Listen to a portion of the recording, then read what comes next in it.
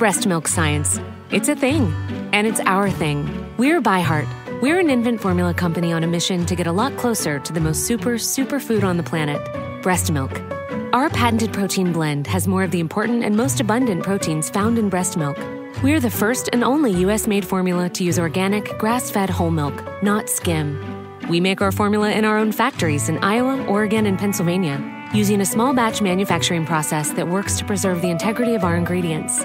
We ran the largest clinical trial by a new infant formula company in 25 years and clinically proved benefits like easier digestion, less gas, and softer poops versus a leading infant formula. We were the first infant formula company to earn the Clean Label Project Purity Award. And while we've put a lot into ByHeart, there's a long list of things you won't see on our ingredient list, like no corn syrup, no maltodextrin, no GMO ingredients, no soy, no palm oil. ByHeart, a better formula for formula. Learn more at byheart.com.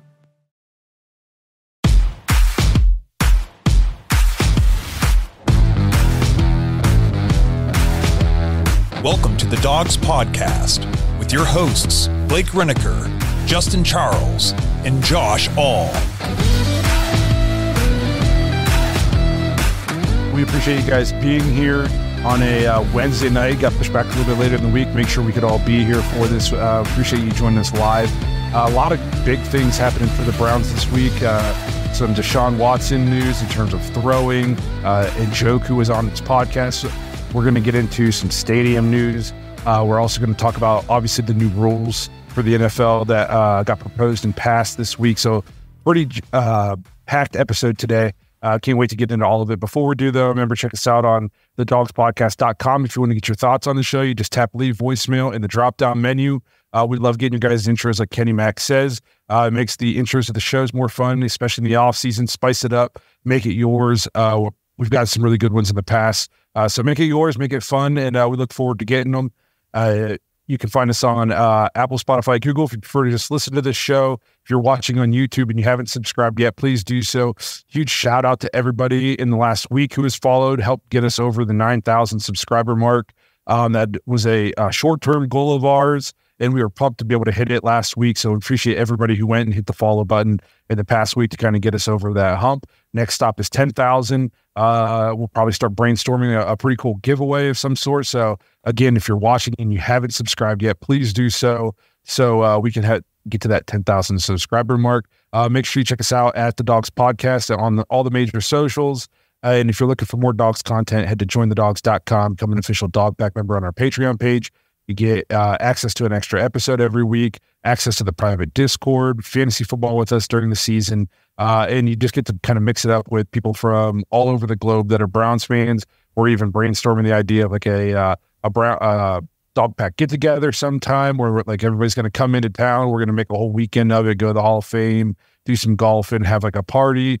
So like big things happen in the Discord. It's really grown into a pretty cool community that we want to grow. So again, if you're interested in something like that, jointhedogs.com, become an official Dog Pack member. So again, more technical difficulties. I had to take my earplug out because I couldn't hear myself, and I didn't know if I sounded like an idiot or what. So now I'm just winging it out here.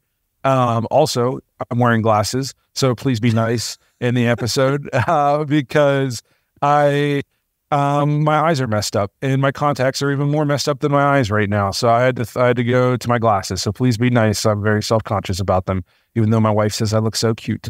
So big, like we said, big week for the Browns. They had the owners meeting. A lot of stuff came out of that.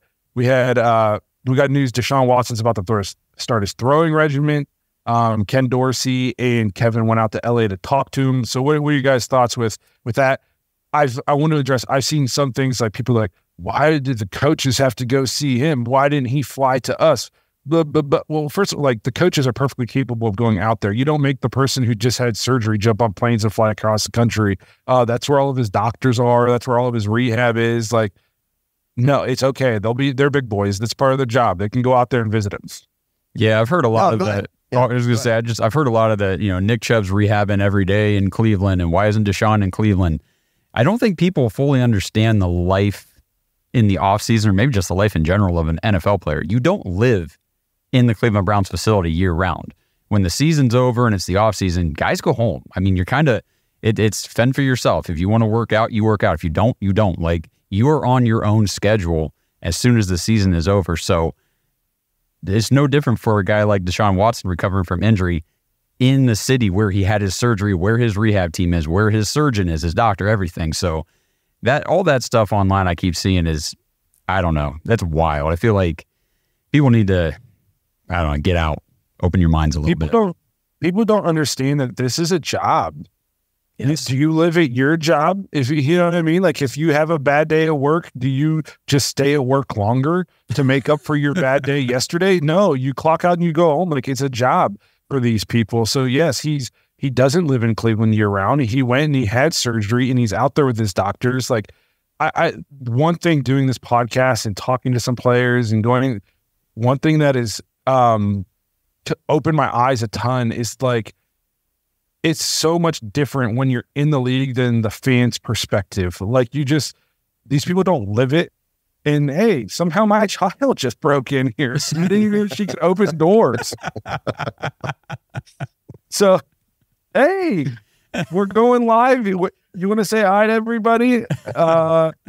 Somebody just turned 2 yesterday. So happy birthday, yeah. Sophie. Yep. Hey, all right. Well, somebody else talk so I can say hello to my Go child. ahead, Justin. What do you think about that? Deshaun throwing stuff. Yeah. No, I think it, well, hey, what's up, girl? Get on there. Say some things. Tell us how you feel. Yeah. She's got that shoulder motion. See, she's good to go. Get her out there. Well, this is live TV, guys. This is live. What happens? All right, you're going to go with mom, okay? This is what happens whenever...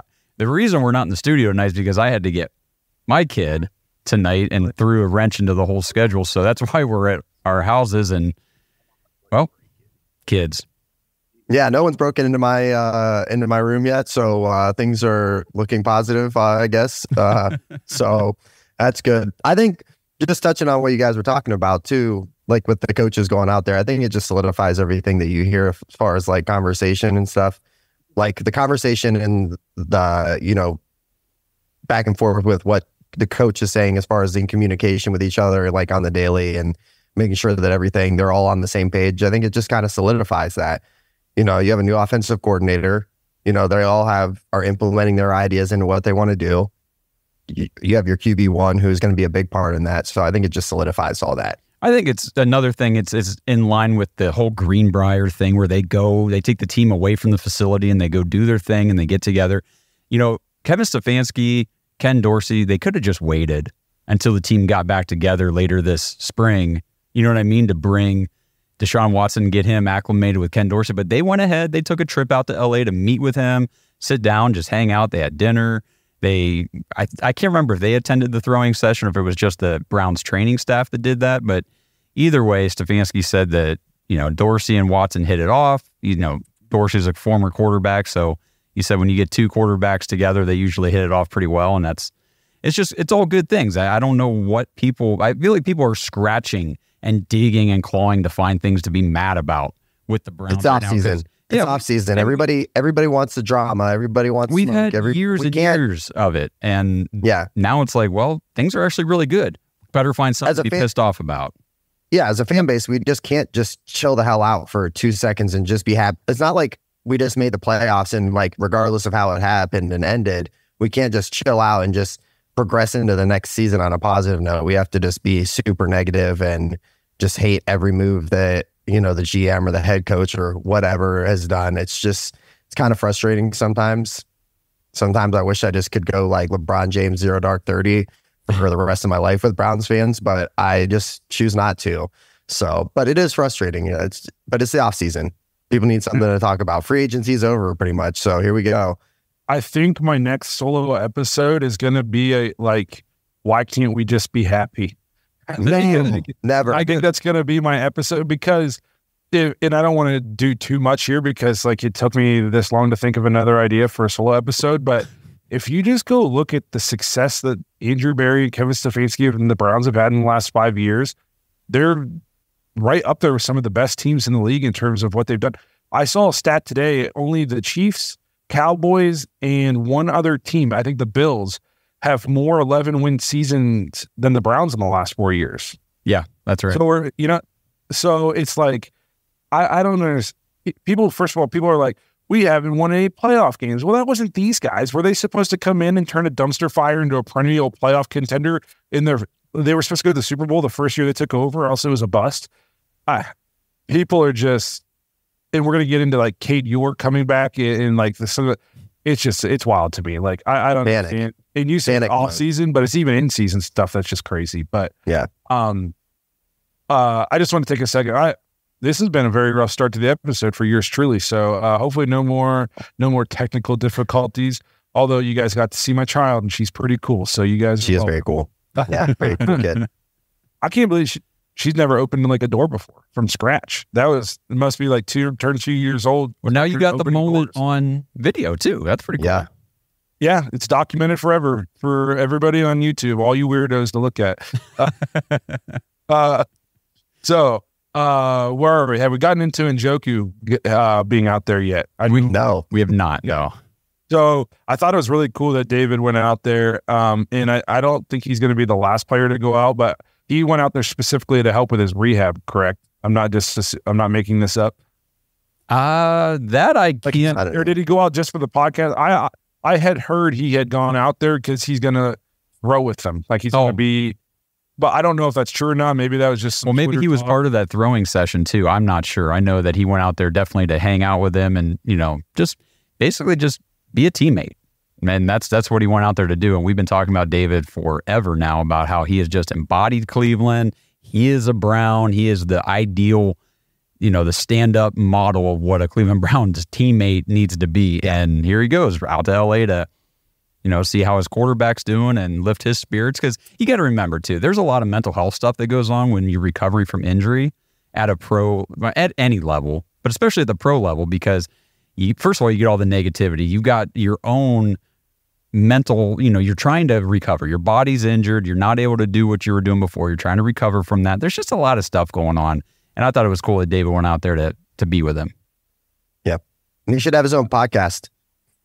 Yeah. It was very entertaining. Yeah, so I know we have a clip Njoku talking with Deshaun on this podcast we wanted to play. Yeah, here's the clip. But no one knows how hurt he really is. Like, we don't know. I knew how hurt he was, right? And the team did. The guys on the team, but you hear all these other people like, oh, he's soft. He's not really doing this, that, and the third. How do you as a teammate be like, making sure people know, like, no, we know. Man, we know our guys really, you know what I'm saying? And on some real shit, man, 98% of things that happen to us, to Deshaun and myself or whoever, nobody knows. And that's what hurts the most because, you have a guy like Deshaun who is literally, I mean, listen, I keep it real, right? Keep it a bean.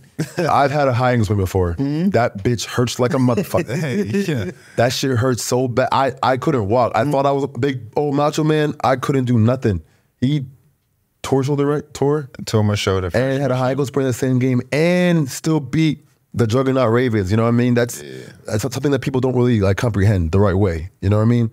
And seeing all that stuff on social media and stuff, it's sad because it's the saying ignorance is bliss. In this case, it's not really bliss because you don't know, and it's you don't know all the efforts and stuff, being done behind closed doors that we do, that he does. You know what I mean? So it's tough because I know he's strong-minded, but that you just don't like seeing that, especially when you're giving it your all for a city. Good stuff. Love it. It's all good points. We don't know what these guys are going through. And this is why I always get so mad when I hear fans online talk about how he's a bad teammate and they were so much happier with Joe and all this stuff. And it's like, everybody in Cleveland, from front office to coaching staff to players, they've had nothing but great things to say about Deshaun, the teammate. So to say that they don't want to play with him, that's BS. You're not in the locker room. You have no grounds to make that statement. You're just going off assumption, off personal bias. You have no idea what you're actually talking about. It drives me nuts. Everybody in this locker room wants to play with Deshaun. Some of the guys in this locker room are only on the team because we have Deshaun. Okay. And I'm not going to sit up here and tell you that to date, the trade has been what we wanted it to be. But we knew a suspension was most likely going to happen. So you had to factor that in. And an injury, it sucks, but it happens. If he's hurt every single year of this contract, yeah, you can call it a bust. But it's not because of play. Like, she can't help it. He got hurt. And I've said it before, the best ability is dependability. And so far, he hasn't been dependable. And you can use that as a knock on him if you want. And I've used it on a knock on people. And I've used it to knock on this trade so far. But getting injured is beyond people's control. If any, I never played professional sports. I'm injured like half the year. So, you know, and you have no idea what these guys are going through, how much pain they're actually playing. And you hear players who have retired talk about how it's hard for them to even walk anymore.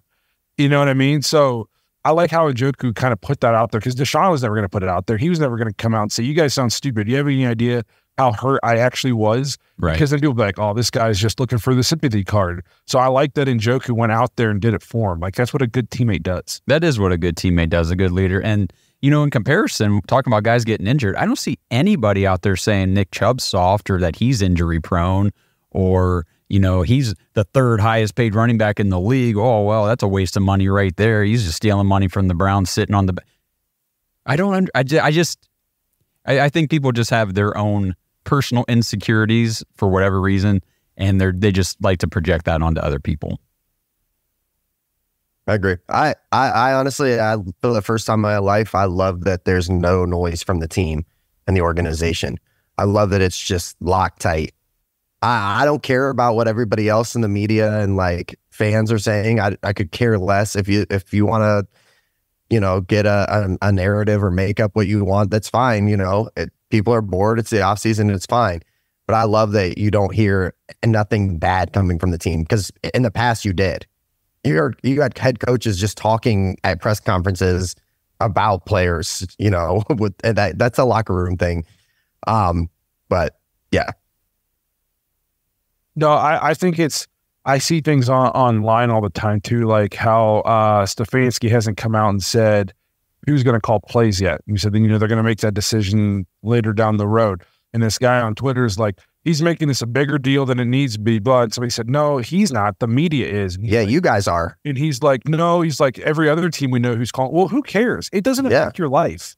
You know what I mean? I don't care what all the 31 teams do. You know what I mean? It's whatever we want to do. And if it's not a bother to them in the building, I don't give a shit what you think as a media member, if you want to know or not. Like, turns out you don't fucking matter. So, and in the past, it would have been leaked. We would have heard, for sure. Oh, they're not coming out and saying it, but Stefanski doesn't want Ken Dorsey to call plays. He's going to keep, like, there would have been leaks everywhere, and we would know everything. I love the fact that the media is in a tizzy because they don't know the inner workings of the team. It means that finally, where it's a cohesive unit, one mind, they're all together and they trust each other. There's no backstabbing, there's no talking, there's no leaks, because they're all there for each other for the first time in maybe my life. Yeah. There's always been leaks out of Cleveland. People have always, for the first time ever, guys like Grossi and all these guys, they're trying to drum up narratives and start drama, and the team just doesn't care. Yeah. Just whatever. You do what you say, whatever you want. I literally don't care what you say. We know what's going on inside this building. Either you're with us or piss off. And I love it. Me too, man. I think it's great. If you're a Browns fan, you're not just enjoying what we have in Cleveland right now. After decades of having the total opposite, come on, guys, you got to enjoy this. These are good times. Yes, we have one of the best young GMs, and you can argue if you don't think he's a good GM, but your argument is invalid. Okay, he's seen across the league. He's one of the best young GMs in the league. Not just young, just best GMs, period. And then you have a coach who's been coach of the year 2 of the last 4 years.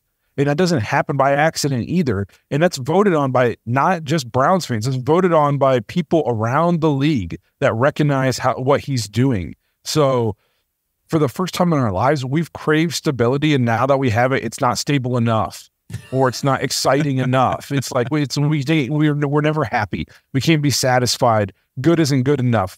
You know what I mean? They gave us an inch. Now we want a mile. It's super annoying. This episode is brought to you by Omaha Steaks. Browns fans, were in late March, early April, and that means tournament season is here. And you've heard me talk about the delicious steaks and chicken and burgers and all the meats from Omaha Steaks, but did you know they also have incredible appetizers that are ready in a flash? That's right, Omaha Steaks has everything from chicken wings to flatbread pizzas, pigs in a blanket, and more. They're going to be the new favorites of all of your game day party spreads. Just head over to omahasteaks.com/dogs and score big with 50% off site-wide. That's half off all your favorites like the tender, juicy steaks, big, beefy burgers, and the delicious appetizers like I just mentioned. Plus, use promo code DAWGS, DAWGS, when you check out, and you'll get an extra $30 off your order. Omaha Steaks is making it as simple as a layup to step up your appetizer game this tournament season. Head over to omahasteaks.com, use promo code DAWGS at checkout. That's 50% off site-wide, plus that extra $30 off your order. Value has never tasted this good. Shop today, omahasteaks.com/dogs. Promo code DAWGS when you check out, $30 off your order. Minimum order may be required. We kind of touched on Chubb, his injury a little bit. We did get news from Andrew Berry this week that he's progressing well. I think I saw that he's going to start running of some sort, some light running or whatever. There's still no timetable for his return in terms of game. I did hear Andrew Berry said, I think it was the next 3 months are crucial in establishing a timeline in terms of him being back early in the season and having an idea on when we can expect him back. So for me personally, it's great to hear that he's on track and he's looking good. I think the Browns have done a pretty decent job of bolstering the running back room behind him to kind of man the fort until he does come back. I like the addition of Foreman. I like, especially with the new kickoff rule that we're going to get into, I really like the addition of Hines. Yep. I also don't think it's crazy to think that we still might go running back at some point in the draft. So, no, I think they've done a nice job with the running back room, and it's good to hear that Chubb is he's progressing on track. We might not have a timetable, but at least there hasn't been any setbacks. We're still on track. And it's quiet. So, to me, everybody's worried about the contract, or is he going to be on the team? Is he going to be a casualty? I think the fact that it's super quiet, you don't hear Nick Chubb talking about it, you don't hear the team talking about it. I think that things are probably pretty worked out. And now we just kind of get to sit back and wait for some news. And, what is it? At some point you are going to hear news. I don't think that they're just going to help this dude get completely back on his feet and then be like, and he's cut. I just, there's no way. And I think Nick Chubb likes being in Cleveland. He likes being one of the leaders. You hear when these guys get signed in Cleveland through free agency, one of the first people that reached out are like Myles Garrett, Nick Chubb, Watson. You hear those names. So the idea that, and I'm in no rush to get Nick Chubb back, honestly. It sucks. I'd love to see Nick Chubb back, but if there's a liability, if it's a risk for him, re-injuring himself, man, take your time. Because I love seeing you in a Cleveland Browns uniform. I love seeing you on Sunday. So take your time, get healthy, man. I'm very, very hopeful that he comes back true to form and he's still the same guy, but the fact that he'll be in a Cleveland Browns uniform, hopefully is very exciting. Yeah, the fact that, unless I've been hearing this incorrectly, he's in Cleveland every day. That's where he is right now. And usually in the offseason, he goes back home to Georgia. So the fact I think that he's staying in Cleveland, and we know, do you guys disagree? I don't think the Browns are going to be paying him $16 million this year through the cap. So they're going to rework that contract, man. Exactly. And I think the fact that he is in Cleveland every day shows that, and again, a rework contract is going to, for him, is probably, like we've talked about before, include some sort of a pay cut, at least for now. Yep. And I think that him being there at this point in the offseason in the building right now just shows that he's good with that. I think he's happy. Yeah. He's going to get what do I want to say? More, not guarantees, but he'll get more years onto a contract, maybe at a lower level, but at least he's kind of insured some more playing. And he's not as great as Nick Chubb is. There's so much uncertainty now with what is he going to be when he comes back, that if we ask him to restructure and he refuses, and it's not like he's going to hit the open market and go get that $16 million a year. You know what I mean? There's too much uncertainty with, it's the second major injury to the same knee. You don't know how he's going to come back. Nobody, with the way the running back market is these days, nobody is going to throw $16 million a year at him.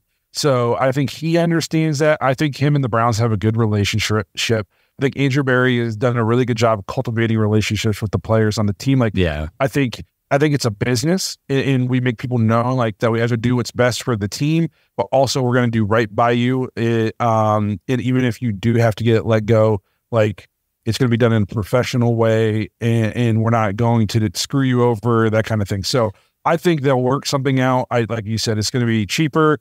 We don't want to see him go. Andrew Berry doesn't want to see him go. And like you said, I think Nick Chubb, he's helped build this in Cleveland. He wouldn't want to leave now when the future's the brightest. Yeah. Is the identity. The point you just made about Andrew Berry, we saw that just here with these free agent signings and what they've done in the offseason. You saw him when Jameis Winston came in the building. It's not like they just got a video of him shaking his hand saying, hey, glad to have you here. He gave him a hug, said, we're so happy to have you here in Cleveland. Making guys feel wanted. Jerry Jeudy said that in his interview. One of the first things he says is just feeling wanted. And I think that's what Andrew Berry and this team does a really good job of. And I'm just so excited to see how these guys gel again, just like they did last year. And, David, in that podcast with Deshaun, talked about later on about really getting to know the players and being there to fight for your teammates. And that's the kind of culture that they've built. Yeah, I mean, I know it didn't work out his time here in Cleveland, but John Johnson chose us over a bunch of other teams. And like he talked about how it was just like when he came here, it was just different. You know what I mean? Which is part of it might not have worked out with him, partly because I feel like we played him out of position for 3 seasons. But yeah, like Andrew Berry is very good at connecting with these guys and getting them to come in and want to play in Cleveland, which is a huge change from we've seen people just come in looking for a paycheck at the end. I was talking with a guy at work today about Mike Holmgren. How many of those types of guys did we go through? I said he was the Dwayne Bowe of football generals. So it's a totally different culture right now in Cleveland. So then kind of moving on into some of the bigger, more, I guess I'll call it exciting news of the last week. At the owners meeting, Jimmy Haslam talked about potential stadium renovations or a new stadium.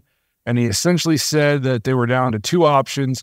They could either use $1 billion to renovate the current stadium as is in its current location, or they can build a $2 billion new stadium at the Brook Park site that they have either purchased or they're able to purchase if they want to. I'm not sure with all this, exactly the semantics of that. But where do you guys stand? I've seen a lot of talk online about what people want. I know what I want. I don't think it's necessarily black and white in terms of cause and effect of moves and certain things. I think there needs to be talking between the Browns and the city, and if they move, how they can continue to work together to keep downtown alive on game days and still have like a cool atmosphere in Cleveland as well as have the game in Cleveland. But what are your guys' thoughts? What do you think? What would you guys want them to do? I keep hearing the same thing. I keep hearing from a lot of people that I talk to and, like people that I go to games with, they love the lakefront, right? They love like the atmosphere, like just because there's legacy behind it. They've been doing it for their whole life. That's how they know Cleveland Browns football is walking down to the lake, going to the stadium. But just about everybody I talk to also goes, it'd be pretty damn cool to have a dome. It'd be pretty awesome I know my wife would go to more games. I know I wouldn't have to like beg people to go to a, week 16 game with me. When my wife bails out because she doesn't want to sit in the cold. So don't get me wrong. I don't know like the money part of it. Like I was talking with some guys and they're like, like if it's the dome, is that all privately funded or is there city help? Like, I don't know all the ins and outs of how that all works. But, if you have an opportunity to build some like an arena like that, like a $2 billion arena, there's gonna be income, there's gonna be opportunities as far as like concerts, events, things that you can do there, things that technically you probably can't do year round right now at Cleveland Browns Stadium. You know what I mean? Like, so for me, there's definitely an economic thing. Would it hurt downtown? Maybe for sure. You're moving that out of there, but as far as like the entire Cleveland, Northeast Ohio economy, if you put a $2 billion like dome like that like something special. I'm not saying a SoFi, but I'm saying something, along those lines. Man, that could be extremely special. And I mean, it's kind of a turning of a new leaf. We've seen the team kind of, look different than what we've known it the last 20 years of our life. Maybe it's time to, put that team in a place that's exciting to play, and we don't have to worry about weather. Yeah, and easy to get in and out of. Yeah, just yes, fun to play in, easy to get in and out of. And, correct me if I'm wrong, you guys, but the way I'm thinking about it, the whole, you can't take it out of downtown. It brings so much to downtown. Doesn't it only do that 8 times a year? Yeah, 8 or 9. A lot of money that 8 times a year, though. I bet you some of those businesses, that's like a good chunk. Okay, but you got to remember, too, if people are coming up to Brook Park, a lot of them are still going to go into Cleveland for the Cleveland to do things, for the experience. Like, it's not like it's all going to go away. Which is what I was going to say. It's one, if anybody complaining about building a dome in terms of like the weather, those people just haven't been to a game in a dome. As somebody who's been to the Lucas Oil Stadium for a game when it was cold out, it's life-changing. Okay. It's 12 degrees outside and I wore shorts and a t-shirt into the stadium and was comfortable. And I walked into it's just so cool looking, like being in the dome. And you said maybe not a SoFi. Jimmy Haslam's, first of all, he's very rich. Second, he's not thinking little. If he's moving this stadium over to, it's going to be big. He's going to do it right. I've heard things. He wants like a tunnel straight from Cleveland Hopkins to the stadium. So if you like fly in, you can essentially just like get to the stadium from the airport. Like you said, Josh, just because Brook Park's 10 minutes from downtown Cleveland, I'm pretty sure we can move the stadium to Brook Park. You build a huge parking lot around it. And then now downtown Cleveland, they don't have to shut roads down. So now if you want to go to the Browns game, you can go up to Cleveland a little bit early. Instead of getting there at freaking 6 a.m., you can get up there at 10 a.m., go get something to eat, bar hop a little bit, and then they run transit back and forth between the downtown and the stadium. You catch a free shuttle to the stadium, go watch the game, and then you catch a shuttle bus back into Cleveland and you go home later that day. And you'll actually be able to get in and out of Cleveland in a timely manner because the other 65,000 people will be over at the stadium. So to me, like, as long as they think about things like that, like, let's keep the downtown area good. Like, you could still have the Muni lot. You could run a shuttle bus directly from the Muni lot to the new stadium. It's a 10-minute drive. You could still show up to the Muni lot. You could still tailgate and then catch a shuttle bus to the stadium, watch the game, and catch a shuttle bus back. It would alleviate tons of traffic in Brook Park and in downtown Cleveland. 2, you put the parking lot around the stadium, and it's a universal place for everybody to park. It's well lit. There's security. Okay, you're after a night game, you're not walking through a dark parking garage in Cleveland by yourself as, a 110-pound female, a group of girls. You know what I mean? Like, right. I wouldn't want my wife walking back to her car by herself after a night game in Cleveland. You know what I mean? Like, it's safer. And to the people who complain, 99% of stadiums are not in downtowns of their cities. Exactly. Yes. You know what I mean? Most people, they have them in suburbs for these exact reasons. Okay. And like I said, then Cleveland can they can tear down the stadium. You could still use that for something Browns related. You could put up a huge amphitheater, screens, have free watch parties like we do here in Canton, in downtown Canton with that amphitheater over by the Brewing Company. Like, there's so many possibilities they could do to the shorefront over there at Lake Erie where the current stadium is. They could put the new and then if you think, well, there's nothing to do over there, you think they're not going to then renovate that area? They're not going to put up bars, hotels, all that are going to be within walking distance of the state. No. Give it 5 years, that place will be booming. That's one of the things Jimmy said. He said, I forget the exact quote, but he included the opportunity to develop the surrounding area. It wasn't just, we're going to stick a stadium in an empty area and that's it, parking lot, cool, whatever.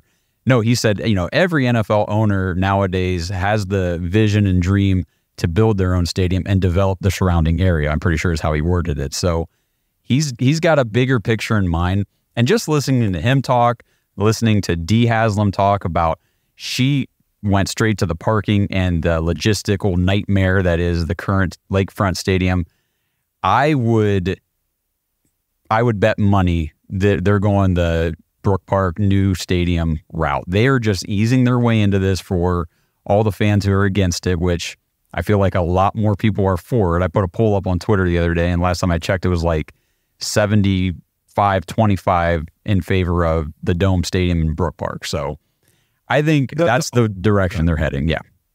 All these people complaining about the Dome will stop complaining the first time they go to the game in the Dome. Yep. First of all, like I said, it's going to be awesome. It's going to have like the newest amenities you could imagine. Right now, Cleveland Browns Stadium, listen, I get it. It looks great on the lake. I think from the outside, it looks great. Even inside, I like the orange seats. Our food options are lacking. It's like the same 3 food options at every level, it's just so, it's dated. It's not up to date. It's not what all the rest of the league is doing. And we like that Jimmy Haslam has all this money so we can manipulate the salary cap, right? Well, you build a new stadium that he owns, and then he's making all this money from this new stadium, from all these events. He has more cash. We can keep manipulating the salary cap. We can keep doing all these things to keep our roster intact. Like, it's all good things. And to the people who say he should have to pay for the whole thing himself, I guess you can make an argument. He's a billionaire. He should build his own stadium. But I don't know if people realize that if he buys it himself, he has sole control of anything that were to ever happen to it. And I know we don't have any thoughts of him wanting to move the team away from Ohio. But if he builds it himself, he's completely allowed to do it. No strings attached. If the city pays for some of it, they get the revenue. And then if he wants to move, he has to try or sell. He has to sell it to a local person who wants to keep it in town first. That's the rule. And then if nobody, then he can look outside of that. But the city retains some control of the stadium and the team, which is how we kept the name Browns when they left, when Modell took the team. We were able to keep our history in our name because the city had some control of the stadium and that kind of stuff. So it's important, like, yes, he has the money to pay for it himself, but it's mutually beneficial for everybody involved if everybody shares in some of the paying for it. That's a really good point. I had not considered that side of it. So that's a great argument for it. And plus, back to the team building idea, with the cash, the salary cap, and all that stuff. Now players don't have to use, I don't like the weather up there, as an excuse not to come here. Correct. Right. And what attracts free agents? A brand new shiny stadium. Sure does. Okay, like, oh, look how sweet this place is. I mean, I want to go out to LA to watch a Rams game. I'm not a Rams fan, just because I want to go check out the stadium. Don't even care who they play. Yeah. So, and a big thing for me, though, is if they build the Dome, they got to keep grass. Yes. They have to keep grass. I don't want turf. I personally, nobody should have turf anymore. And the fact that the NFL can push player safety for all this new rule, but then they still allow teams to have turf, and they say that there's no studies that show turf, BS. It's just a money thing. So they got to keep the grass. Let us know what you guys think, though. I would be huge. I think the Dome is the way to go, and I want it. And it would. Easier parking and not being freezing cold would get me to way more games. I don't go to game, even in the summertime. There are times I don't go to the game because I don't feel like being there for 8 hours. I don't feel like having to get there at 7 a.m. and being stuck in my parking garage for 2 hours after the game, and then not getting home until 8 o'clock at night for a 3.5 hour game at 1 o'clock. Right. So, it'll be beneficial for everybody. So, kind of moving into now some team news. Were you guys surprised by the Browns bringing back Cade York? I know my initial reaction was like, that can't be real. That was mine too. I was like, huh? Right. Surprised, but then if you really look at it, they signed him to a futures reserve contract. Basically, just he's a practice squad guy.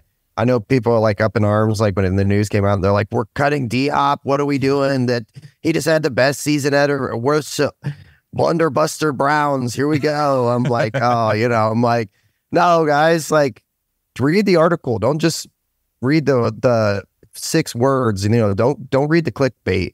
Read what is actually going on. And it's a guy that this was their guy. I mean, they drafted him. they had belief in him. Obviously, you know, they thought that there was an opportunity to upgrade, which they did, and it worked out stupendously for everybody involved. I mean, we won numerous games on game-winning kicks, but then you still have this guy on a roster. You can still develop him, you know. So I don't hate it at all. I don't. No, I had a guy come into my office at work and was like, "How mad are you about the Cade York signing?" And I was like, "I'm 0% mad." Right. Signing a practice squad kicker. Like, right. No, you know what I mean? I'm 0% mad. The guy, he clearly has a leg. He has the talent to be a good kicker. We saw it in his first ever game for the Browns. The issue is between the ears, okay? And so you bring him in and you let him kick with a guy who's figured out kicking in Cleveland, in Hopkins. You let Bubba Ventrone get in there with him. You let him slowly gain his confidence back in practice without the pressure of having to go out there and kick field goals in games. And you know what I mean? He could be the next great kicker in the league sitting there. Look how often the Browns have moved off so many kickers that have gone on to be very good a couple years down the road. And we just weren't afforded. We couldn't sit around and wait for them to get good. And then they went and they bounced around. They eventually found their way and they got good. So now we got a guy, we don't have to let him bounce around. He can just sit on our practice squad and practice and do it with our all-pro kicker. And then maybe in a year or two, we have him and he's good. It's 0% risk, all reward for the Browns. Yeah, and people have got to remember, like Justin said to start, this was their guy. They used a 4th-round pick on him. They identified him. They said, this is the best kicker in college football. We want him on the team. They brought him in. He's 23 now, so he must have been 21 or so when we brought him in or whatever. And then, you know, rough rookie season. Last year, they gave this kid every opportunity to fail. Every opportunity. And even through the training camp, preseason, he missed kicks in every single preseason game, and still they held on to him till the very last minute. So it's kind of makes perfect sense that he was available. Of course, they're going to bring him back. They like him. They didn't want to get rid of him. They had to. They had no choice. But now they got the opportunity to bring him back, so they did it. I think it's a great move. Yeah. It was just, I had to like talk the guy off the ledge. And then I felt like made him see the light, and he was like, yeah, okay. And I was just like, as Browns fans, we got to stop just like going off the deep end as soon as we read a headline. Like you said, go read the article. You know? Yeah. Well, and give yourself a chance to think. If they signed him to like a 4-year, $48 million contract or something crazy, I'd be like, holy shit, what are we doing? This is crazy. I would freak out a little bit. We signed him to basically a reserves future deal, a contract that really doesn't matter. It's not guaranteed. You can cut him at any point. No effect on any, and there's going to be training camp. He's a training camp leg now. There'll be preseason games. We don't have to worry about injury to D-Hop. I don't understand where the negative aspect of this is. I agree. This episode is sponsored by Aura. Browns fans, your online data and identity are way too precious to be left just hanging out there in the open for these data-stealing thugs to come after it, take it, and sell it to whoever they want. Scammers and spammers are just capitalizing on all of your data being sold, and I'm telling you right now, you don't even realize it because I didn't realize it. Head over to Aura, AURA.com/dogs, DAWGS. Get a 14-day free trial. This is what I did. Create your account, and then you can run your data check, a free data check, and it will tell you how many data brokers are selling your information on the dark web and in different areas of the internet. And then Aura starts working immediately to remove your information from those places. I kept thinking I was good online. I was fine. I wasn't doing anything crazy with my information. I was being cautious while I was shopping online, all those things. And still, when I ran my check, I had 14 data brokers identified selling my information, and Aura immediately started taking my name and all my information, my address, my email, my phone number, everything out of those places. I am so sick and tired of getting the spam emails, getting the spam text messages, the calls, and it's time to put all that crap to an end. So check out Aura, 14-day free trial, run your checks, see what all the features they have to offer, like their VPN, their parental controls, everything that they have to protect your online identity. Aura.com/dogs. Take back control of your identity today. So heading into the last segment, then we got some 3 major rule changes I wanted to get into here. I want to get into like the least major first because I think it's going to take the least amount of time. You can now get a third challenge. You used to have to get both your challenges right, and then you got a third, right? That's how it worked. And now, correct. If you get your challenge right, you only have to get one right now, and you can gain a third. So if you miss, is it still if you mess your first one, you still get a second one? And if you get the second one right, you get a third one. I guess I should have looked into it more, but I think this is just a good idea. Yeah. I mean, because the refs and the officials are ass. They suck. So, but the more opportunity you give the coach to be able to challenge, I always thought it was stupid. I think penalizing coaches for challenging a play is stupid. Why should a coach who thinks you might have messed a call up and he makes you and challenges it, and it's limited? It's not like he can do it every play. Right. If he's wrong, why does he get penalized? But if you're wrong on every other call in the game, what penalty did you get? Yeah, the coaches don't gain a timeout every time you miss a call. That's a great you know what point. I mean? Like, I don't understand the punishment. It's not like they can challenge every play. They get to challenge 2 or 3 plays in the game. Okay, I thought you missed it. Oh, turns out you were right. No harm, no foul. Why am I being punished? Because when you don't call a hold on Miles for 3 straight games, I don't have 48 timeouts in reserve. So yeah, I think this is a good rule change though. Get you a third because the officials have proven time and time again that they suck and you need it. So I think that is a good rule change. How many times last year did we watch games and it would come down to it? Like, hey, if they had a challenge left, they probably win that game. You know what I mean? So I'm very okay with it. Yeah, or they lost a timeout early because they challenged, right? Correct. Right. Yep. So then I would say the 2 biggest ones, we'll get into, I would say probably like the least controversial one first is the new kickoff rule that the NFL has implemented. It is now copying what they had in the XFL last year. I actually think, I know there's like some purists out there who don't like it and whatever. I like it. There's some things I've heard coming from there's some things in the XFL I don't think we need. We don't need 3-point tries. We don't need you have to go for a 2 or a 1 or a 2 or some of the stuff's too extra for me. This is bringing the importance of the kickoff back to the game. Nobody liked just watching a touchback every single time. You were essentially, I mean, if we had rules like we have had the last 4 or 5 years, guys like Devin Hester wouldn't be potentially going to the Hall of Fame. And Josh Cribbs never had the opportunity. Josh Cribbs wouldn't be an all-time Cleveland Brown legend. He would have never had the opportunity. They just would have kicked in the end zone every time, and it would have been touchbacks all the time. So I think this is bringing the importance. I also think it makes you completely rethink roster strategy. It adds a whole new element to the game because now there's that 6th receiver where you would never keep him in years past, but he's a great kick returner and he could be a weapon in the return game. And now it's like, well, now do I keep that guy now? Because now he's going to get a chance to potentially touch the ball 4, 5, 6 times in a game. You know what I mean? Which could be game changing. So do I keep that guy now and do I have to make a hard decision somewhere else? So I think it's deeper than just the kickoff rule. It adds a whole new element to roster forming strategy that people haven't thought of. And now, if you're one of these people who have a guy like Naheem Hines, Peter Barry, I don't know if he knew this was being proposed, but if you have a guy who's one of those rare dudes who can go from standing still to full speed in like 3 steps, 2 steps, you know what I mean? Like everybody in the NFL is fast. Not everybody has 99 acceleration where they go from stop to they're in their full speed within 2 to 3 yards.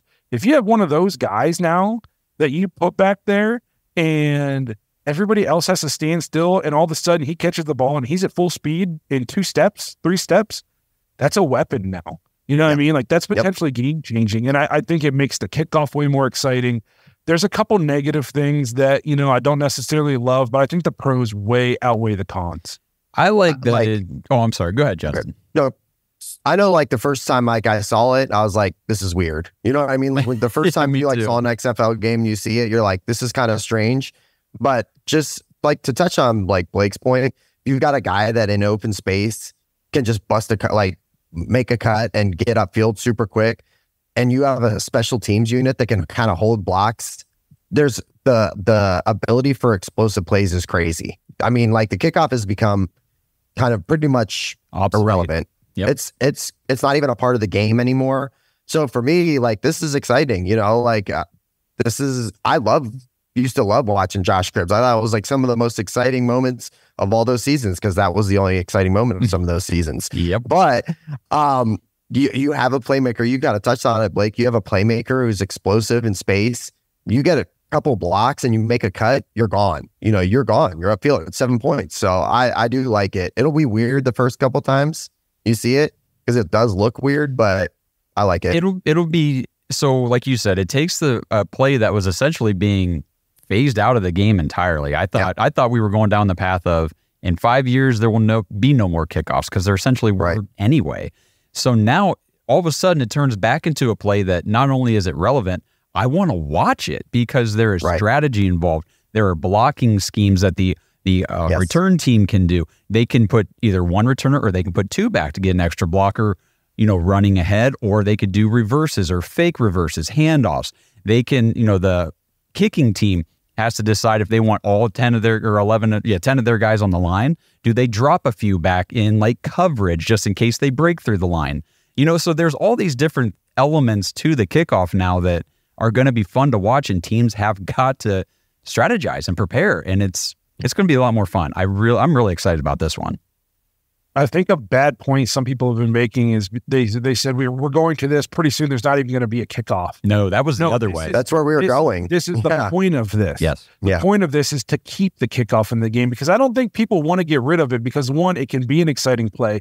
Two, a lot of rosters, that's what these special teams guys, you get rid of an entire two special teams unit, you're putting a lot of people out of work.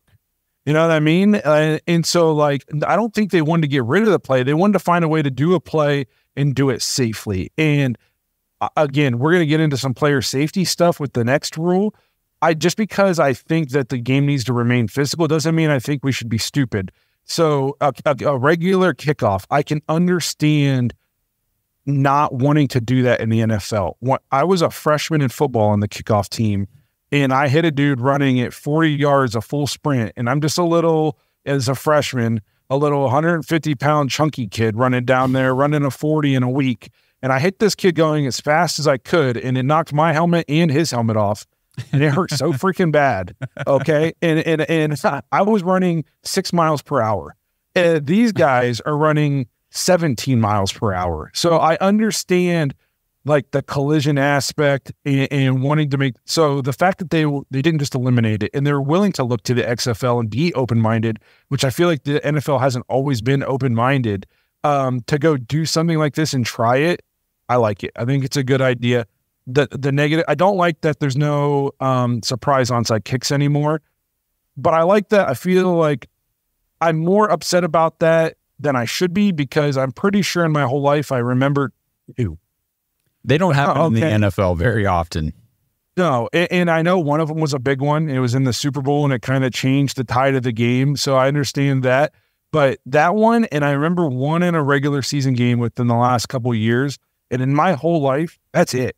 So getting rid of a surprise onside in order to keep this play in the game, to me, it's worth it. I think there's strategy going to be involved because the ball has to make it to the 20. Or it goes out to the 40. I think it has to land in within the 20 in the air, or it goes to the 40. So are we eliminating squib kicks? You know, you're risking it if you squib it. Because you get to the end of the half and the end of the game, you're up one, there's 3 seconds left. Normally you just want to squib it, keep it on the ground. That way they got to toss it around and do, you know, some crazy tossing it back lateral play.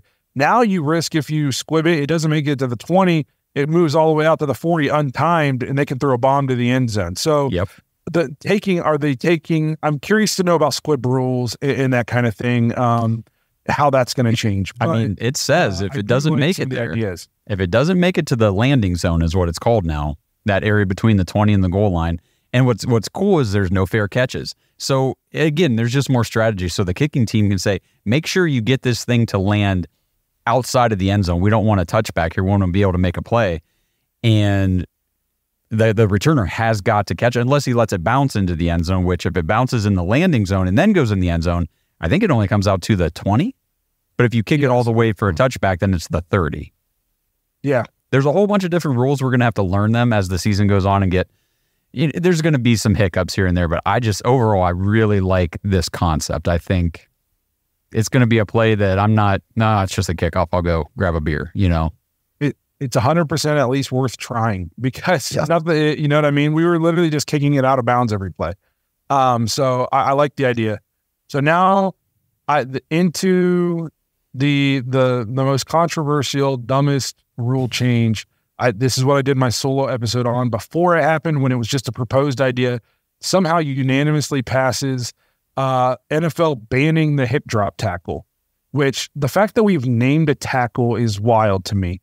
But before I put some thoughts on this in my solo episode, but before I toss it up to you guys, I heard that they expect this to be called frequently in the preseason, but hardly ever called in the regular season. They're saying the officials have had no time to practice it, calling it. They've had no time to really dive in and see it in real time and making the call. Basically, the officials are so new to this, they're not going to really call it in the regular season. Well, one, if that's the case, then why are we doing it? Okay. And two, that tells me there'll be no consistency in calling it. If we're hardly going to call it, that means you're still going to call it sometimes. So if it happens 2 to 3 times in the first to third quarter and you don't call it, but then Patrick Mahomes is rolling out and we get a huge stop and then we hip drop tackle him late in the fourth quarter and it'll give him an on, and then that'll be the time they'll call it. And it'll move him into field goal range and they'll beat us on a field goal. And they'll be like, well, that's the rule. But you didn't call it the other 3 times. I'm like, well, we told you we weren't going to call it every time. Well, then why are we doing it in the first place? You're just opening up a can of worms to even more controversy and more ref hate and more wondering about the integrity of the game. It is the dumbest thing I've ever seen. Andrew Hawkins came out and was like, what are we doing? Yep. This is dumb. I played wide receiver and this is stupid. It is. I've been saying this to a lot of people. I said it is one more tool for the referees in their bag of tricks to dictate certain things throughout a football game because it's very ambiguous. I don't care what anybody says. The definition is stupid, just like the entire rule. And if anybody out there thinks that the NFL is going to just magically somehow have officials getting this call right, how have they handled pass interference, defensive holding, roughing the passer? They have fucked up all these calls every week in every game over and over again. This is just one more that is going to be an atrocity on the field. I mean, just the definition says the hip drop tackle involves a swivel technique in which a player grabs the runner with both hands or wraps the runner with both arms and unweights himself by swiveling and dropping his hips and or lower body, landing on and trapping the runner's legs at or below the knee. So all it takes is one of those things to happen is going to get called. They're not going to, how is any ref going to be sitting there watching for all of those things in one quick play? This is terrible. That's what like, well, he grabbed him and he swiveled, but he didn't unweight himself. Yeah. Yeah. How can you tell? It's just like with the roughing stuff, he didn't follow through with his body weight. What? It's just so, they just leave it so open-ended that it can't be argued factually, I guess. So I know they did it too, and they were saying out of player safety, this is just another tool that offensive have. Like, there's just another advantage that offensive had. And the offenses, there's so many things that are just dictated towards them that just make it's almost unfair for defenses anymore. They said for player safety, how many times are we going to see players hurt now trying to adjust to a tackle in real time where they, you know what I mean? Like, this is kind of just silly. And then my thing too, I was thinking about is like, do you coach differently now? Like, is your coverage set up differently? Because you can't let a receiver get by you. What are you going to do? Just let him go? You can't tackle him from behind, right? Right, pretty much. So like, do do you just always spy a guy deep? I mean, that's stupid to me. But I mean, like if I'm a defensive corner and somebody gets by around my linebacker, I'll take the 15 yards. Just give me the 15 yards. I'm not letting you score. And like, if you just decide that I had to use 2 arms to tackle a guy, which isn't how you're supposed to tackle, or 2 hands. Well, then, or 2 hands. Well, then give me my penalty because that's stupid, and then we'll rediscuss next year. But like, I don't know. I think it's just another thing. Like, Tom Brady called up Goodell and was like, "Hey, it'd be crazy is like if you don't let them tackle from behind right. too, like, because when let's do that. When you tackle somebody from behind, how are you most likely going to land? On top of that? Isn't that normally what a tackle is? Like, you land on top of the person. Well, if they're running ahead of you, where's the motion going to take you? On top of their damn legs. This is the dumbest rule ever. It's so bad. And like I said on the my solo episode, you can't regulate the risk out of football. I love that. Even players are coming out and saying this. Like, we know what we signed up for. We don't want to get hurt. It sucks if we get hurt, but we know that it's a possibility that I will get hurt. Yep. Okay. If I'm using a power tool, I don't want to chop the tip of my finger off, but I know there's a chance I could. Okay. And if I do, that doesn't mean I just will only ever use a screwdriver for the rest of my life. It means that I'll be careful. You know what I mean? So it's just like, I don't understand. You're sliding it so much one way. It's like I said, it's not even gonna be fun to watch eventually. We're gonna be playing tap, 2-hand tap. Yeah, play 2-hand tap. Yeah. And I think somebody posted it on either in our comments or something that rugby tried to outlaw something like this a while back, and it was awful. It like completely stunted the game, and they had to get rid of the rule. Yeah, I saw that. So maybe that'll happen because, like Gage said in here, what if you're 180, 190 pound corner and Derrick Henry's running? How are you supposed to get him? Yep. How are you supposed to tackle him? And I don't understand. So now you can't hip drop tackle him. You can't grab him by the back of the jersey or like the shoulder pads because it's a horse collar, and that's a safety issue. But I can grab a guy by his hair and pull him down. Right. You know what I mean? How if a guy has long, so you can't horse collar because they say you pulling on them when they're running full speed like that, and the whiplash motion is an injury concern. Well, what is the motion if a guy has long hair and I grab him by his long hair and pull on the back of his head? Is it not the same whiplash motion? And they will say you can tackle him by his hair because it's part of the uniform. Is their shoulder pads not part of the uniform? Is their jersey not part of the uniform, but their hair is? The NFL, it's the no fun league. There's zero consistency in these rules. They will say player safety while adding a game to a Wednesday and a Friday, adding an 18th game. They will letting people play on turf instead of real grass. It's not player safety. It's money. It's money. You don't want a guy to get hurt who you put on the cover of ESPN, the magazine. That's what you don't want. And just say it. The guy who's in all your promos, you don't want him to get hurt because he makes you the most money. Just don't lie to us. Don't treat us like we're fucking idiots.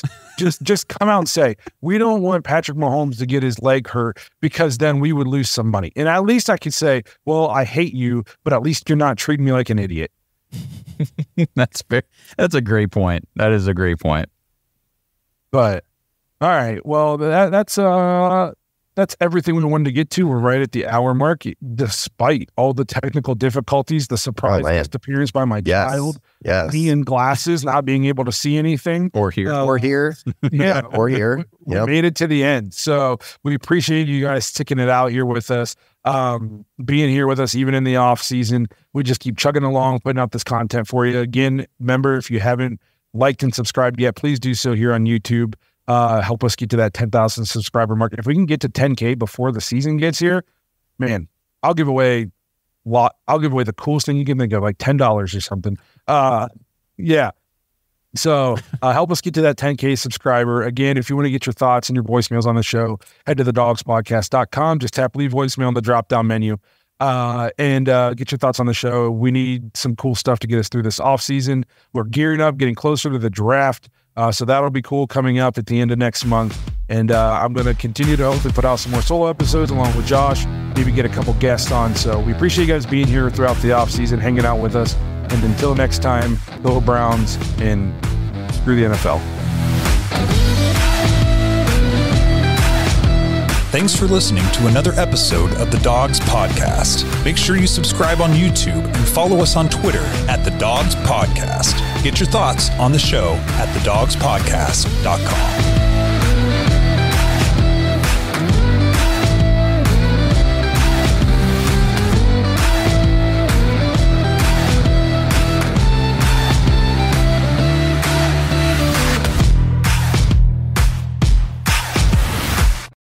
Hey there! Did you know Baker's always gives you savings and rewards on top of our lower-than-low prices?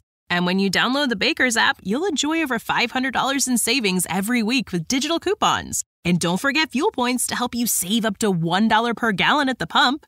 Want to save even more? With a Boost membership, you'll get double fuel points and free delivery. So shop and save big at Baker's today. Baker's, fresh for everyone. Savings may vary by state. Restrictions apply. See site for details. Breast milk science. It's a thing, and it's our thing. We're ByHeart. We're an infant formula company on a mission to get a lot closer to the most superfood on the planet, breast milk. Our patented protein blend has more of the important and most abundant proteins found in breast milk. We're the first and only U.S.-made formula to use organic, grass-fed whole milk, not skim. We make our formula in our own factories in Iowa, Oregon, and Pennsylvania, using a small batch manufacturing process that works to preserve the integrity of our ingredients. We ran the largest clinical trial by a new infant formula company in 25 years and clinically proved benefits like easier digestion, less gas, and softer poops versus a leading infant formula. We were the first infant formula company to earn the Clean Label Project Purity Award. And while we've put a lot into ByHeart, there's a long list of things you won't see on our ingredient list, like no corn syrup, no maltodextrin, no GMO ingredients, no soy, no palm oil. ByHeart, a better formula for formula. Learn more at byheart.com.